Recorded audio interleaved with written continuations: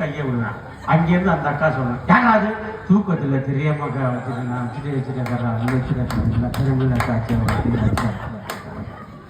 ஒரு பஸ்ஸு போயிட்டு இருக்குது. நைட் 2 மணிக்கு பஸ்ஸில் எல்லாருக்கும் ட்ரெயின் சீட்டு 2 பேருக்கு ஃபோன் வருது. ட்ரெயின் பஸ்ஸுக்கு 2 சீட்டு போனது பேசுகிறேன்.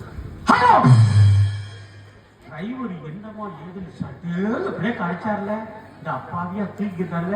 ஒருத்தருக்கு மூக்கு உடைஞ்சு ரத்தம் உடைஞ்சு, ஒருத்தருக்கு நெத்தி உடைஞ்சு, ஒருத்தருக்கு பல்ல உடைஞ்சு, ஒரே நமக்கு இந்த முன் சீட்ல கையை விட்டு என் கையை மாட்டிக்கிச்சு யாராவது எடுத்துடுங்களே, உன் கையை வெட்டி எடுத்துடணும்.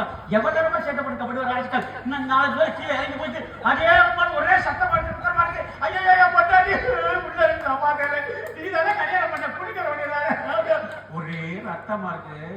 இந்த போன் வந்தவனை பாக்குறேன். அவன் சொல்றேன், இங்க ஏதோ சத்தமா இருக்குமாப்பா, அப்புறமா கூட்டுறேன்.